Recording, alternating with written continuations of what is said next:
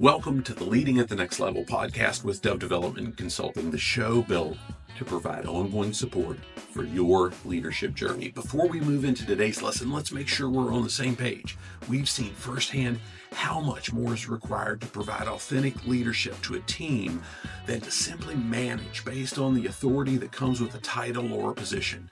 What we've learned through more than 50 combined years of leadership responsibility is that taking the extra steps to serve people and earn influence always produces more results than barking orders ever could. If you'll stick with us to the end of this episode, we'll share how you can get a complimentary trial to a resource that we've built that's like nothing else you've ever seen. With that in mind, let's get to work. This episode is going to wrap up our look at the cost of high turnover, and we're going to look at how you can be intentional about giving each team member that you work with and count on a solid reason to stick with you in your organization. So now that we've identified some of the causes for that turnover, specifically the reasons that great team members leave an organization voluntarily and the high costs associated with that voluntary turnover, and we've looked at the extended reach that those costs can have, let's get to work at addressing this profitability killer by providing those folks with a strong reason to stay with the organization so they don't jump ship, they're engaged, and they're profitable in the roles that we're at. Now, I'm going to base what we're going to work through as we wrap up this look at the high cost of turnover on a couple assumptions. Now, I realize that can be dangerous, but it's a chance that I'm willing to take. First, I want to assume that the folks who leave our organizations voluntarily have solid skill sets that are important to what we do. Otherwise, gosh, they either wouldn't have been with us in the first place, or their departure wouldn't necessarily be voluntarily, would it? I'm also going to assume that their overall compensation package is fair, or at least it was at some point. Again, without that ever been the case, I struggle to think that we would have gotten a good team member on our team to begin with. Now, finally, I'm going to also assume that any team members we're interested in keeping have predominantly good attitudes. Now, there certainly are times where somebody with a great skill set and a terrible attitude adds more value by taking their mess, and I stress mess, to the competition. Now, I'm not suggesting that turnover only kills any of our profitability when these three assumptions are correct, but I would argue that if all three of those are correct and somebody still chooses to leave, that's when it costs us the most. Now, without at least a foundation of the requisite skills, I'm going to be honest, I can't point to all that much profit or cost in this case that's incurred when somebody leaves, even if they're overwhelmingly a great person. Sure, we may have had some time and money invested into their onboarding and training, but that's kind of a part of a leader's responsibility in the hiring process, is to make sure the person we're bringing in has some type of existing set of skills that can translate to what they're going to be doing moving forward. They don't have to be perfect, but we need to make sure that as we're recruiting, as we're looking, and we'll look at that more later, that they could at least potentially be a fit. The sooner we identify that mismatch, the better. If that's after they've joined the team, we'd still do well to help them land with another organization, to invest a little bit more time to get them somewhere else where they have a soft landing, if you will, than just dropping them like a bad habit. But choosing not to address this issue at all, it's not going to serve them or the rest of the team. If we turn a blind eye, we don't address performance, skills, etc., it's going to impact everybody else around long term. And when we can handle the scenario like that, by balancing our candor with care, we're likely to earn a long-standing relationship with the individual we've got to do it with, even if they're not in our organization. And we're also going to show the rest of our team that we value individuals over short-term profit. And that's a key, especially when we're playing the long-term game and we want to capture that long-term profitability, right? Now, let's consider that third assumption, that good attitude thing. I realize that losing anybody who's mastered their craft is a tough pill to swallow, especially when we've got a significant workload, and finding anybody with the skills that we need has become increasingly difficult. And I continue to hear this thing called a skilled labor shortage, right? Sometimes, though, having a high performer with a crap attitude can do far more harm than good.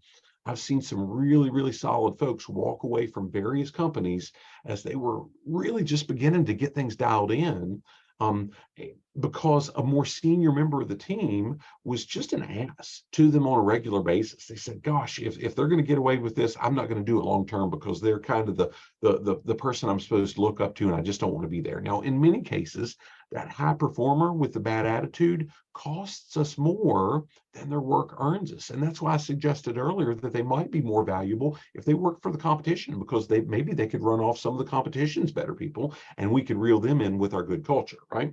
Now, with regards to that assumption about the overall compensation, we do need to keep an eye on the market that we're in.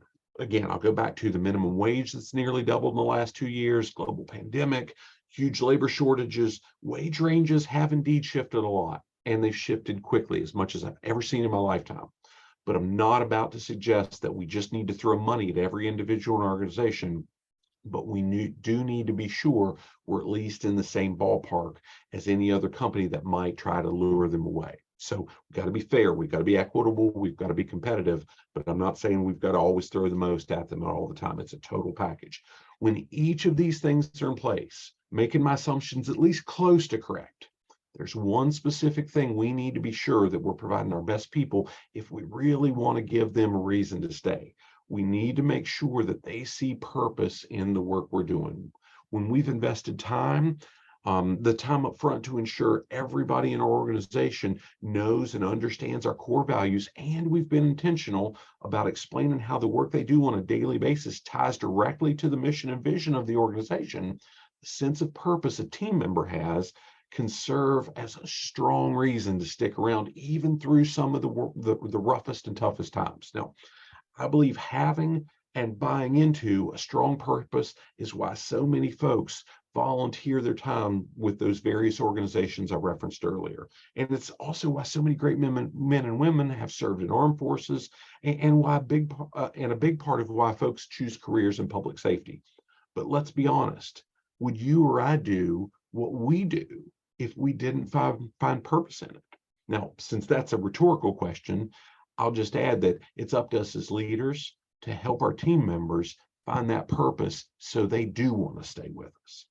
As we're working to provide our best team members with that reason to stay, and we're fulfilling their need for a purpose through the work they do, I've never seen this accomplished more effectively than by applying that same idea I referenced that we could use before when we were talking about the cost of poor communication, and that was by breaking the golden rule. But rather, in this case, rather than rehashing some of the quick steps that we can take to adapt our approach when we're sharing a message, taking action on that platinum rule in these scenarios requires us to do a bit more homework if we want to make sure that purpose is there. Now, to be honest, though, I'm not sure a leader deserves commitment from great people on their teams if they haven't been willing to do this simple legwork on the front end. And if they're not willing to do that legwork, what I'm about to share with you, I'm not sure we should be referring to that person as a leader either. Now, this homework that I'm suggesting here doesn't require massive amounts of research. Truth be told,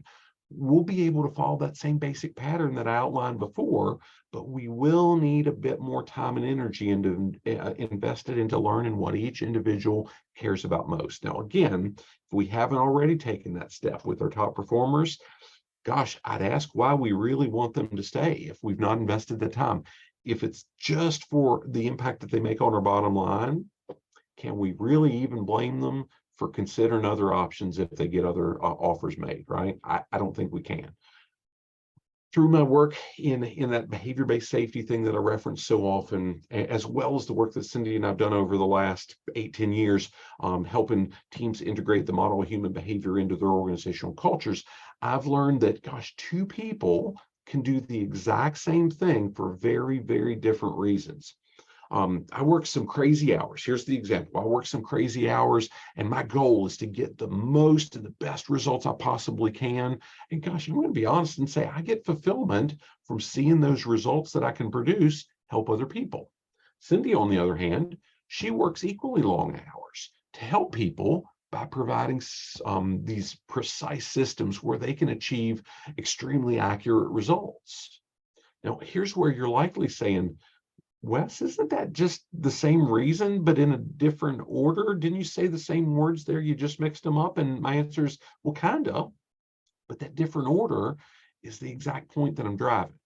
When we're able to differentiate our team members who love helping others get results for the ones who get results to help others, then we tailor our communication with each of them in a way that helps define purpose in their work.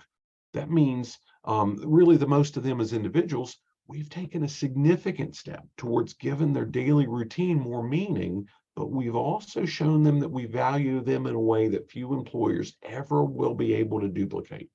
Not so much because of the difficulty, but because of the intentionality. Not many people are going to be able to take that extra step. By doing this, we can effectively tie the tasks that they perform to a purpose that provides them with fulfillment. And this also helps connect the dots with how they're a critical part of something bigger. So let's really wrap up with that. And it will tie this whole idea of how we can address this high turnover and the profitability that it kills. If we're serious, and I stress serious, about giving our best team members that solid reason to stay by providing them with that purpose, and we've invested the time, the energy into understanding the reasons that really drive their behaviors, we should certainly have a solid foundation.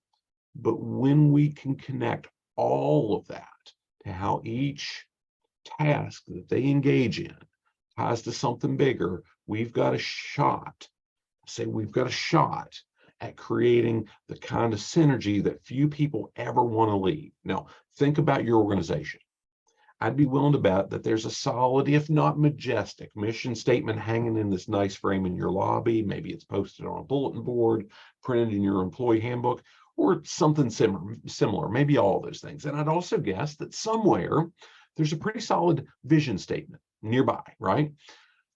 And I can't think of many companies that don't at least reference core values, even if it's just talking points covered in periodic meetings. Now, in a recent conversation with a friend of ours who leads a team of 100 or so folks across Virginia, he mentioned that his organization had each of those things in place, but he felt like it was tough to really measure whether or not his team was achieving them.